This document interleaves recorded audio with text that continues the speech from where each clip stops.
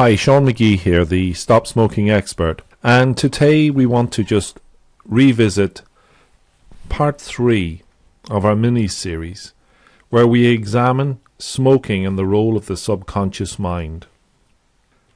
Now, we've already established clearly in previous recordings that smoking is primarily an issue that is lodged in the subconscious mind.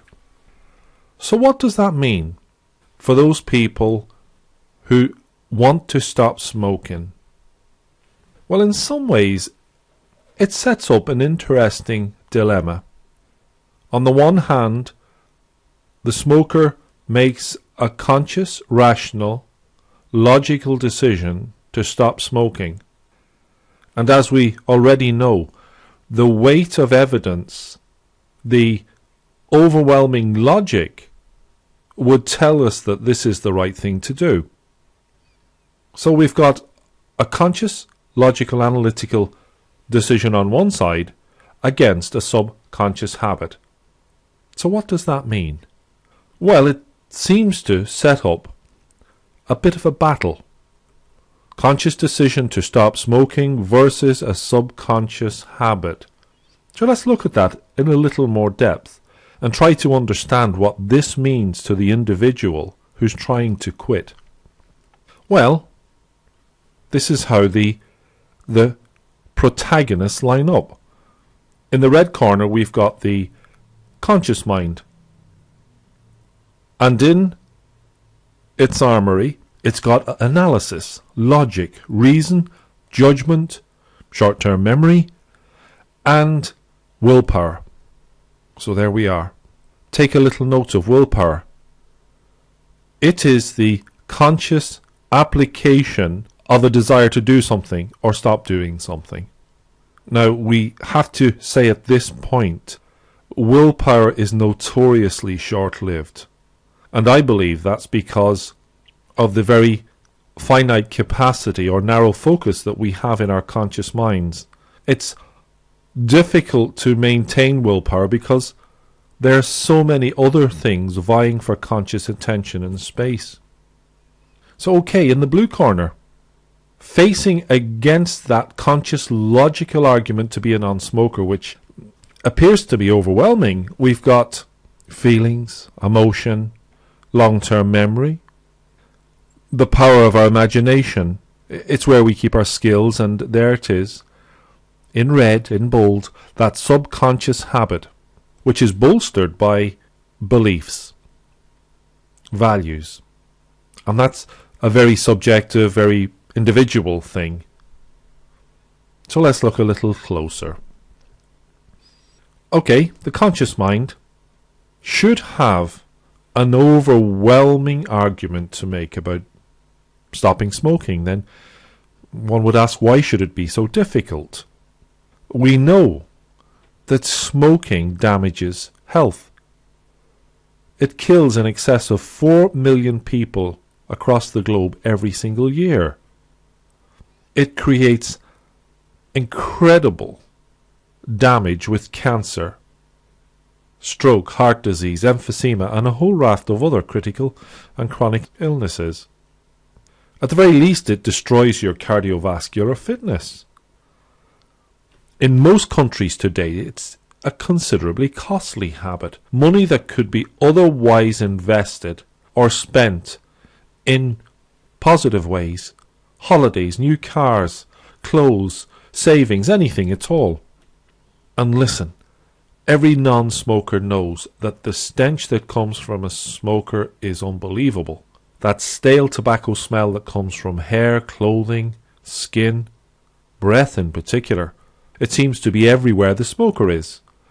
The car, the house. We should not either minimize the significant impact that smoking has on children. Firstly, in terms of passive smoke, which can be lethal, but also in terms of setting the wrong example. The research tells us that the children of smoking parents are between 2 and 3 times more likely to become smokers themselves. It's totally antisocial. 30 years ago, when I fell prey to the tobacco habit, it was actually seen to be quite cool. It was in the TV. It was all the great actors and actresses seemed to do it. But now it is definitely a sign of weakness. It is antisocial.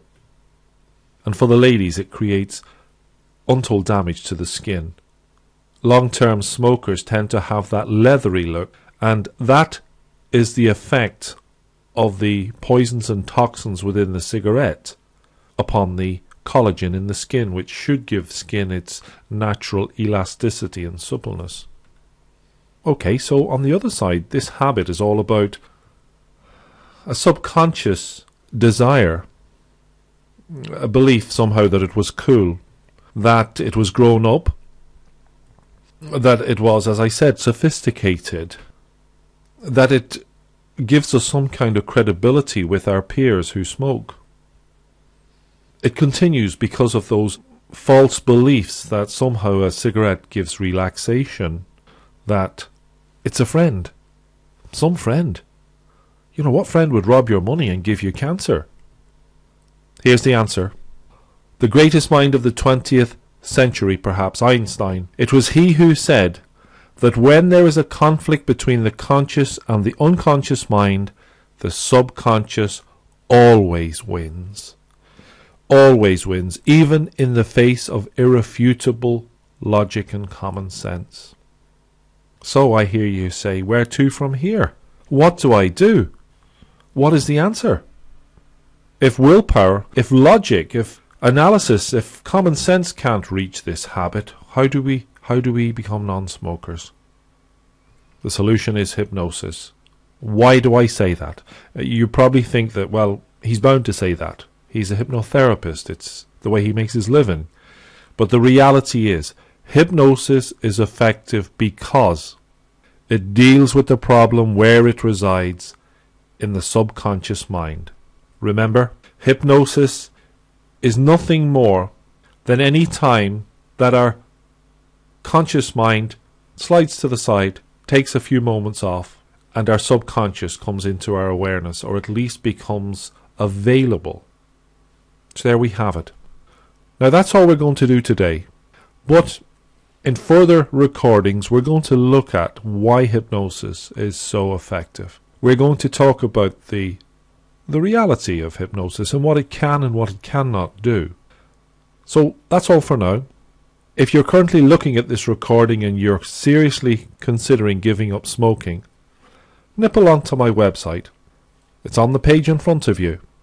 Go there and grab your free Stop Smoking ebook. It's full of useful information, and hopefully it can help you to take another step upon the road of becoming a happy, healthy, contented non-smoker. That's all for now, folks. Thank you. Talk again soon.